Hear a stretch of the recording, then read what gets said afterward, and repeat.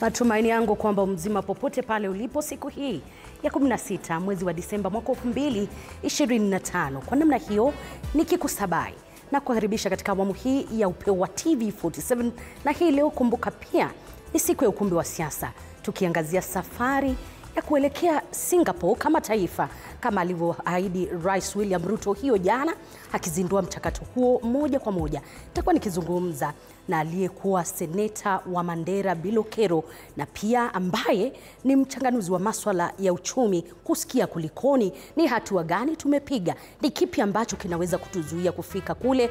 Hivyo basi usicheze mbali, lakini kwa sasa haya ndiyo yaliyomo. Baadhi ya taarifa tulizokuandalia katika upeo wa TV47. Maafisa wa DCI waendelea na uchunguzi wa kifo cha aliyekuwa mbunge wa Lugari Cyrus Jirongo, huku upasuaji wa mwili wake ukiahirishwa. Maswali yaendelea kuulizwa kuhusu kifo cha Cyrus. Je, kifo chake kilipangwa au kilikuwa ajali tu? Inspekta Jenerali wa polisi awaonya madereva wanaokiuka sheria za barabarani na kusababisha maafa. Na vita vya maneno kati ya Rais William Ruto na kinara wa Wiper Kalonzo Musyoka vyaendelea, huku Ruto akisema Kalonzo hakulifaidi eneo la Ukambani alipokuwa uongozini.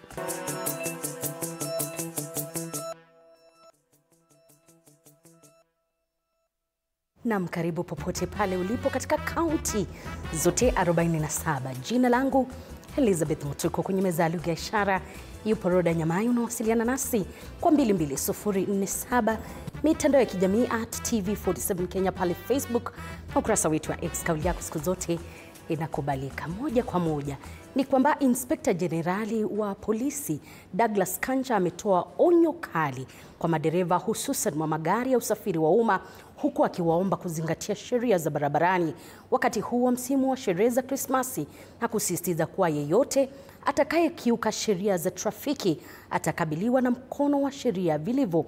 Maluse Meshak ana uketo wa taarifa hii. Kufuatia misururu ya ajali nchini msimu huu wa sherehe za Krismasi, madereva na wasafiri wameomba kuwa waangalifu na kufuata sheria na kanuni zote za trafiki ili kupunguza visa vya ajali. Akizungumza katika chuo cha kitaifa cha polisi cha Kiganjo, kaunti ya Nyeri, Inspekta mkuu wa polisi Douglas Kanja amesema maafisa zaidi wa trafiki watatua maeneo mbalimbali kuimarisha usalama barabarani na kupunguza visa vya ajali msimu huu wa Krismasi. In fact, we have even recalled those officers who are on leave so that they can be able to rejoin their colleagues and ensure that our people can be able to enjoy the festive season as we ensure that this space remains safe and secure. Kufuatia ongezeko hili la mikasa ya ajali barabarani, Jaji Mkuu Martha Koome mapema siku ya Jumatatu aliandaa kikao na maafisa wa idara mbalimbali kuweka mikakati ya kuzuia visa vya ajali nchini msimu huu wa Krismasi. One life lost is one too many. We don't want to lose Kenyans, especially on our roads. And at this juncture, I would like to advise our drivers, all those who are driving along, on our roads, to drive carefully. Aidha, Inspekta mkuu wa polisi Douglas Kanja ametumia wakati huo kuwaonya wahuni wanaotumiwa kuzua vurugu katika hafla za kisiasa kuwa chuma chao okimotoni. That will actually facilitate the police in ensuring that they carry out their duties as required by the law. So, in short, what we are saying is that goons have got no space here. Kufikia jana, watu zaidi ya 10 walikuwa wameripotiwa kuaga dunia katika maeneo tofauti ya nchi kufuatia ajali za barabarani ambazo zilihusisha magari ya uchukuzi ya umma na malori. Hadi sasa, kwa mujibu wa mamlaka ya uchukuzi nchini NTSA, visa vya ajali mwaka huu tangu Januari mosi hadi Novemba 13 ni vya juu mno vikilinganishwa na mwaka jana wakati kama huo. Washikadau katika sekta ya uchukuzi, maafisa wa usalama na umma wanashauriwa kuwa waangalifu zaidi msimu huu ili kupunguza visa hivi barabarani. Maluse Meshak, TV47, Nairobi. Kazi safi Maluse Meshak. Na kwingineko ni kwamba wapelelezi wa DCI wameanzisha rasmi uchunguzi wa kina kuhusu kifo cha waziri na mbunge wa zamani wa Lugari Cyrus Jirongo ambaye aliaga dunia kufuatia ajali iliyotokea mapema Jumamosi usiku kwenye barabara kuu ya Naivasha kuelekea Nairobi. Na kama anavyotuarifu mwanahabari wetu Samira Mohamed, ni kwamba picha za kanda za CCTV zimebaini dakika za mwisho za marehemu kabla ya mauti yake. Haya yanajiri huku upasuaji wa mwili wake ukiahirishwa hadi Jumatano, huku wapelelezi wakizuru eneo la tukio. Ni kifo ambacho kimezua shaka na gumzo nchini. Kifo cha aliyekuwa waziri wa zamani na mbunge wa Lugari Cyrus Jirongo sasa kikiibua hisia mseto nchini. Makachero wa DCI nao wakianzisha rasmi uchunguzi wa kifo cha waziri huyo wa zamani. Maafisa wa DCI sasa wakitoa taarifa na kubaini yaliyotukia usiku wa kifo cha Jirongo, kukiwemo kutathmini kanda za CCTV za alikozuru marehemu kabla ya kifo chake na kuchukua taarifa kutoka kwa waliotangamana naye usiku wa kifo chake. Kulingana na kanda ya CCTV iliyotathminiwa na makachero wa DCI, takriban saa 8 dakika 19 na sekunde 25, Jirongo alionekana akiendesha gari lake hadi kituo cha mafuta cha Eagle katika eneo la Karai, Naivasha. Takriban saa 8 dakika 19 na sekunde 19, kamera za CCTV zilimnasa Jirongo akiondoka kwenye kituo hicho cha mafuta na kuendesha upande wa kulia kuelekea Nairobi kabla ya kutokea kwa kifo chake takriban saa 8 dakika 19 na sekunde 25, ambapo ajali hiyo ilitokea. Kifo cha mbunge huyo wa zamani kimeibua hisia mseto nchini, huku jamaa na marafiki wa marehemu wakitaka uchunguzi ufanywe kwa haraka, huku wakishangaa jinsi ambavyo mbunge huyo wa zamani wa Lugari alivyosafiri kutoka Karen hadi Naivasha ilhali alikuwa akienda nyumbani kwake Gigiri. Samira Mohamed, runinga ya TV47, Nairobi. Kwingineko ni kwamba Rais William Ruto ametetea mpango wa serikali wa maendeleo kasi dhamani ya shilingi trilioni 5, akisema kuwa ukuaji wa taifa unategemea uwekezaji wa makusudi wa sekta ya umma na binafsi unaoendana na vipaumbele vya taifa. Hata hivyo, mpango huo unakabiliwa na ukosoaji mkali kutoka kwa wadadisi ambao wanasema kuongezeka kwa deni la umma na wito wa uwazi ni jambo ambalo limekosekana. Mwandishi wetu Mike Kagongo ana mengi zaidi. Rais William Ruto sasa anasema Kenya itaweza tu kufikia malengo yake ya maendeleo ya haraka ya shilingi trilioni 5 kwa kuunga mkono uwekezaji unaochochea ukuaji wa viwanda na kutoa faida za muda mrefu kwa uchumi. Yes, you can shake hands and exchange.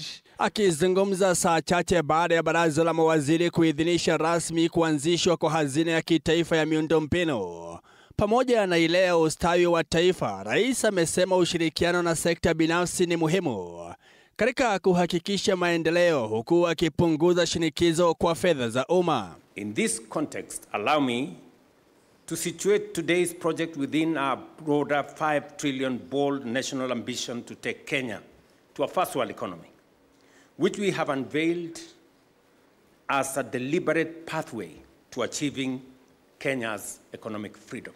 He deserves a bigger clap than that. Alikuwa akizungumza hapa jijini Nairobi wakati wa kutiwa saini kwa mkataba wa shilingi bilioni 32 kati ya Bamburi Cement PLC na kampuni ya China Sinoma CBMI Construction kwa ajili ya ujenzi wa laini mpya ya uzalishaji wa Kilinka huko Matuga County ya Kwale.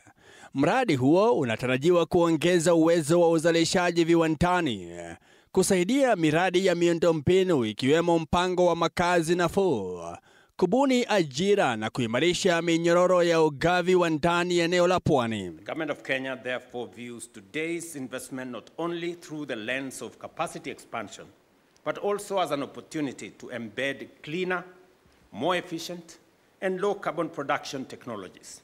And if we all answer these questions, I can tell you we'll create 100,000 jobs overnight. So the point is, the broader vision we have, the policies we have, and we have now the energy. Hata hivyo, mpango huo mkubwa wa maendeleo pia umekosolewa na baadhi ya viongozi wanaodai kuwa Kenya imekopa karibu shilingi trilioni 4 za deni jipya tangu Agosti mwaka 2022, wakisema kiwango hicho kinapaswa kuwa kinaonekana wazi katika miradi halisi ya maendeleo kote nchini. Before we launch a 5 trillion fund, can we, the government, first of all, come and face Kenyans the way I'm facing Kenyans today? Wakuja waseme, tumekopa hii 4 trillion, tulijenga hii barabara, tukajenga hii darasa. Wakenya wakiona 4 trillion imetumika vizuri, sasa tuende mbele. Huku deni la umma likikaribia shilingi trilioni 13, wakosoaji sasa wanatoa wito wa uwazi, uwajibikaji na ushirikishwaji wa wananchi kabla ya kuanzishwa kwa mifumo mipya ya ufadhili. So what we are doing is to run away from ile debt. Already Kenya iko na deni ya inaenda kufika 13 trillion. Tumeona hiyo deni imeenda juu sana. Tunatengeneza kikapu ingine hapa ya deni ingine. Na hiyo deni, hiyo NIF actually to me is National Irregular Debt Fund. Wakati serikali ikiendelea kusukuma ajenda yake ya maendeleo ya haraka, mustakabali wa mpango wa shilingi trilioni 5 unategemea iwapo utaweza kuleta ukuaji wa uchumi, huku ukiwahakikishia Wakenya kuwa fedha za umma zinasimamiwa kwa uwajibikaji. Mike Kagwango, TV47, Nairobi.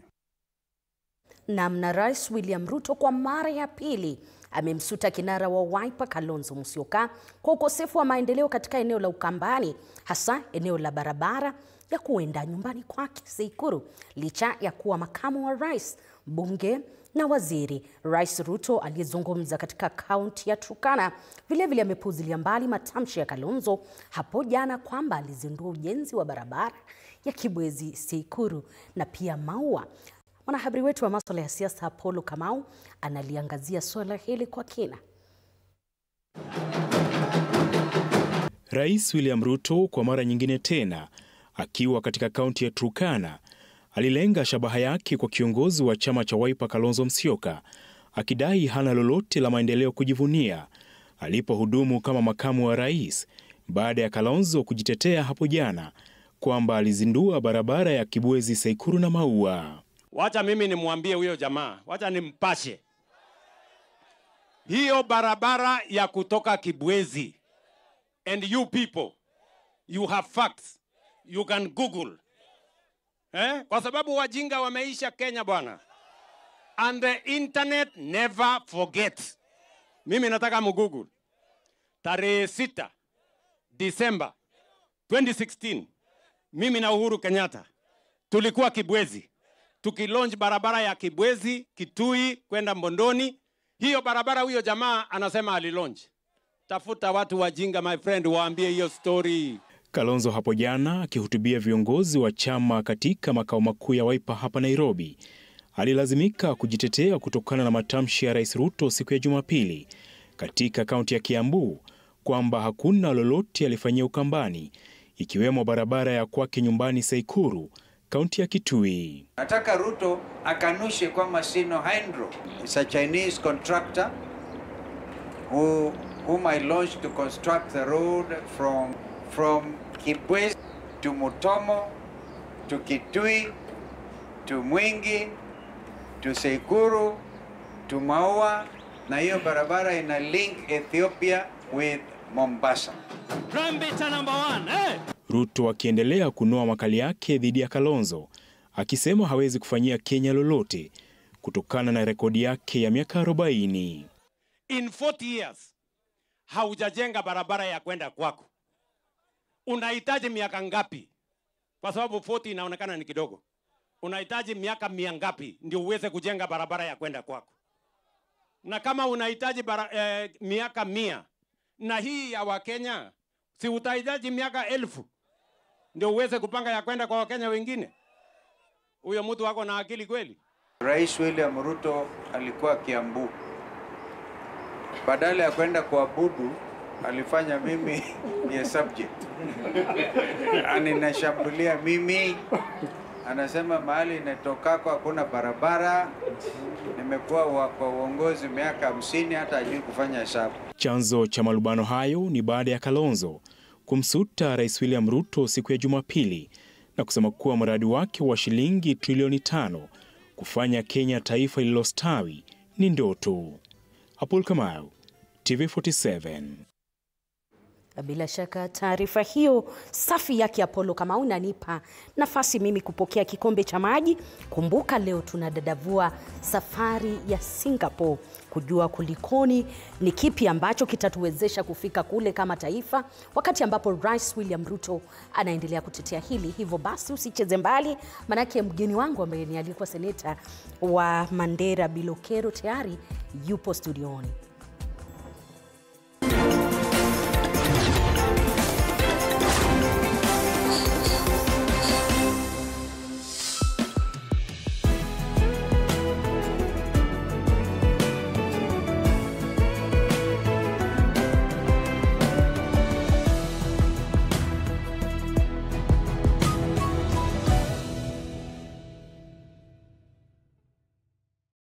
No more excuses. It's time to rise, grind, and own your mornings. Join Coach Shadrach Omar every Monday to Friday from 5:30 to 6 a.m. only on TV47. Full body workouts, zero equipment, maximum results. Start strong, stay strong. TV47 Fitness with Coach Shadrach only on TV47.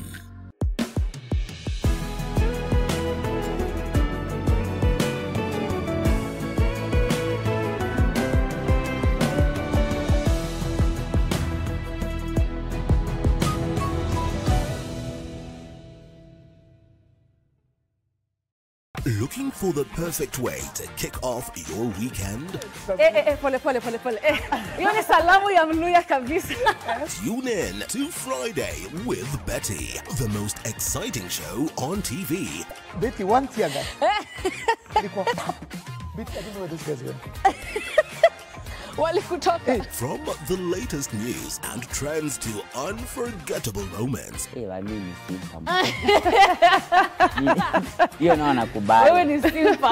Friday with Betty is your go-to show for a fabulous Friday night. Theological, meteorologist. What is that word, Willis? Tune in this and every Friday at 9 p.m. and let's make your Fridays unforgettable. Only on TV47.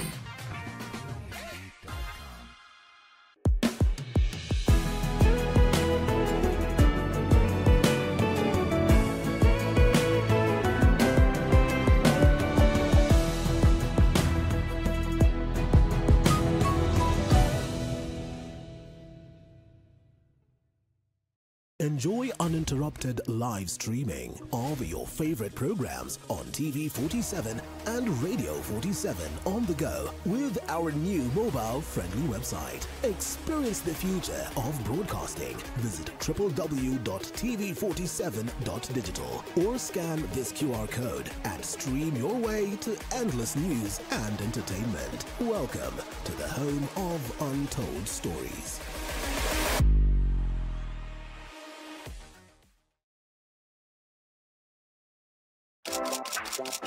This is Kenya's #1 talk show, Dr. Fareke tonight. My name is the Eagle himself. Dr. Fareke is my name. We are flipping the script, but guess what? Or should I say, guess who is taking over tonight's show?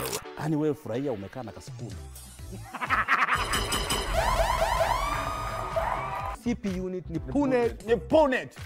So you guys knew about Piga. Sawa basi. Sema, that I'm giving the whole time. I don't want to go back to brokenness. Never. I just love the high life. Siwezi taka kuimagine ati nimesota. You'll have to watch to find out. Tune in every Wednesday from 7:30 p.m.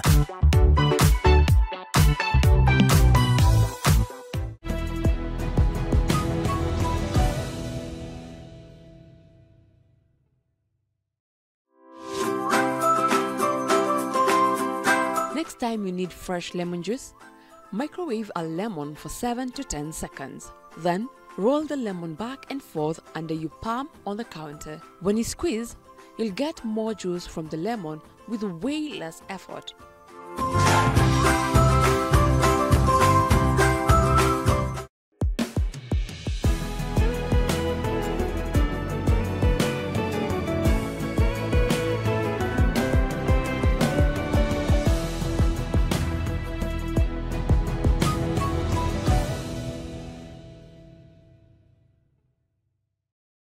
Start your day with Relationship Wednesday from 8 a.m. to 9 a.m. with Ann Odida. Dive deep into the dynamics of love, friendship, and family as we explore the stories that shape our connections.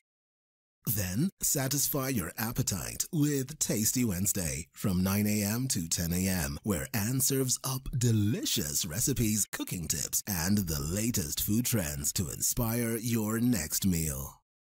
Relationship Wednesday and Tasty Wednesday, every Wednesday, 8 a.m. to 10 a.m., only on Morning Cafe.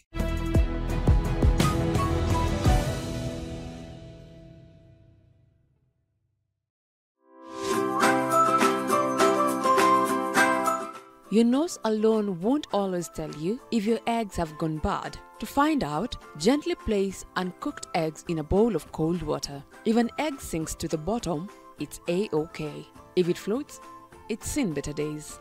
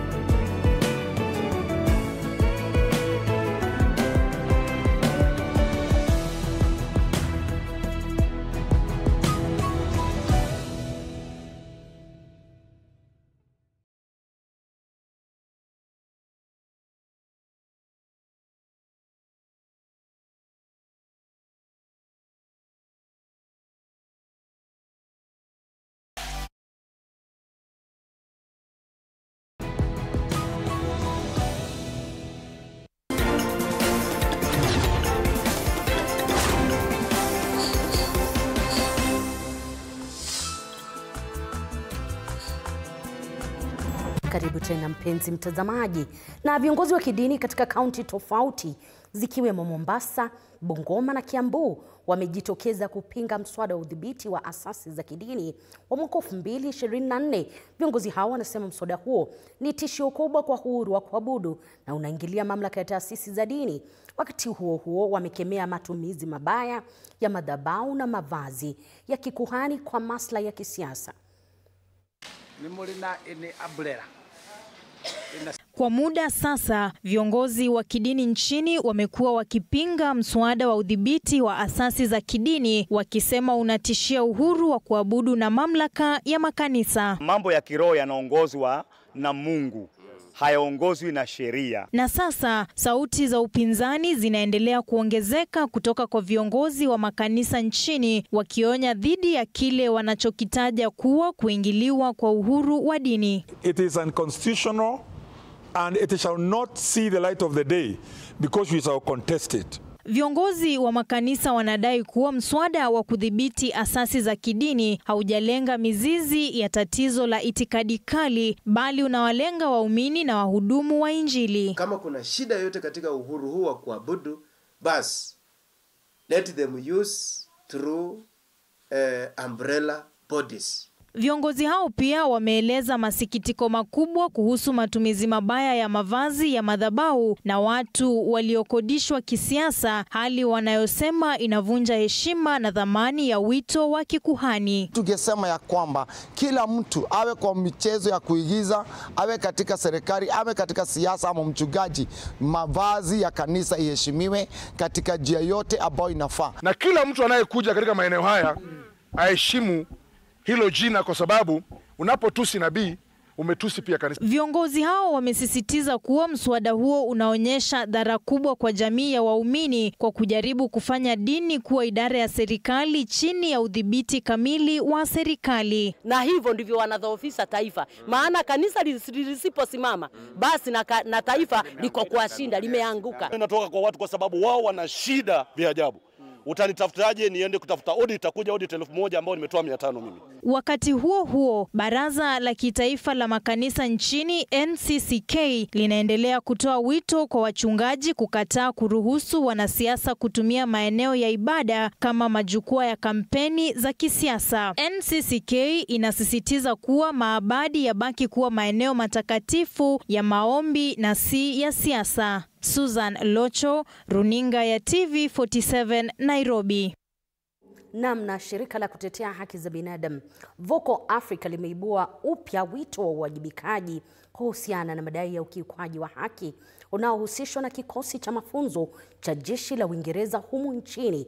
Miaka 13 baadaye Agnes Wanjiru kuuliwa na mwanajeshi wa Uingereza, shirika hilo sasa linaonya kuwa endapo hatua za dharura hazitachukuliwa, wito wa kufungwa kabisa kwa kikosi hicho utaendelea kuongezeka.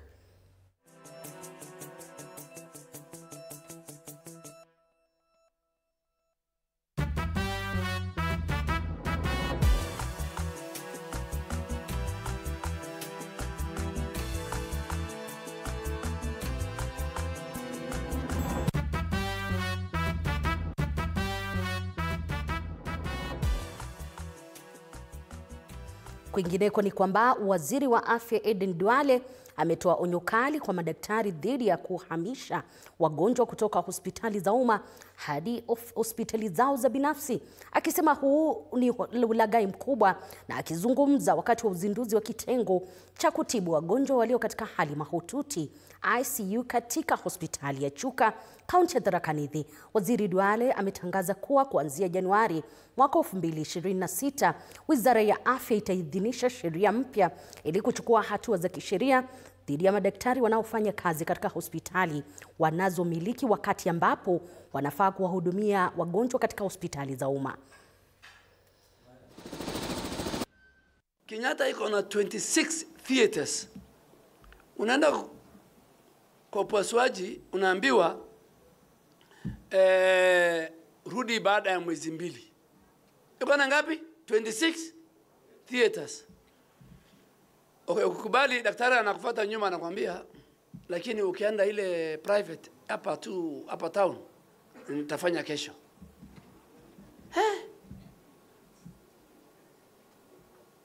Can you imagine? Even the ones in Kenyatta, they will either work for consultants, they will either work for Kenyatta or they go become private consultants. These Gen Z doctors we have nowadays, they are very ambitious. They want to have 3 jobs within 24 hours. They want a job for county government, they want a job in a clinic in town, and they want another job in Nairobi. Those doctors have made our hospitals a retention, where they see patients here during the day, then they refer them to their clinics later in the evening. Not all of them, very few, like maybe out of maybe 36 doctors, about 3-4 of them.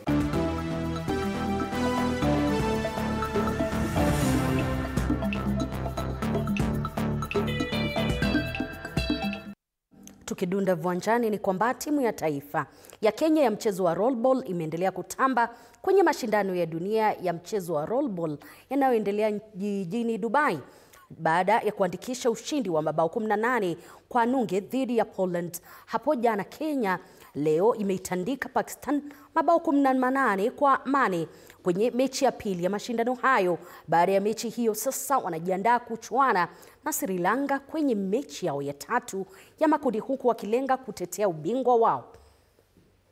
The game was easy for today, but we never planned for this because it's the first match in the championship that we've considered 4 goals.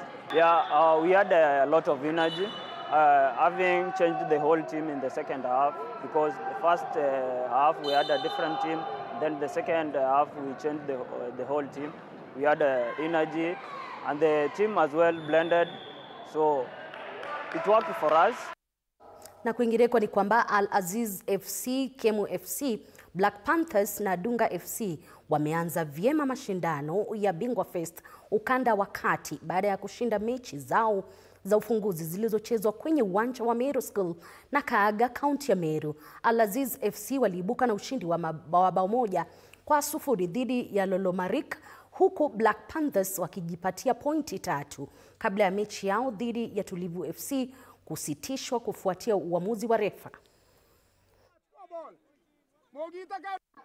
I'm happy for the win today, and I also thank the opponent. They were good, and we managed to score the 2 goals, and I'm glad we take it positive for the next game. We have 2 matches to play for the group stage, and we keep pushing our players, and we believe we are going to somewhere this time round. In terms of development of talents, we have seen so much, na imeweza juu hata venye walitukubalia kwenda kucheza Bingwa Fest Kisumu. We are meeting with top talents around the world. Tulipatana na one of the students walikuwa wanacheza na sasa tunasikia kwa under 17. So in terms of development of talent, sporting of talent, tunaona it can only get better. Hii tournament ya this time kidogo iko tough kidogo, sababu unapata opponents wame improve, si kama last time. Hii ilikuwa game yetu ya kwanza hapa group B. Tumeweza kucheza na Lolomarik, tumeweza kuwashinda narrowly 1-0, sababu pia ni wagumu, lakini luck imekuwa on our side.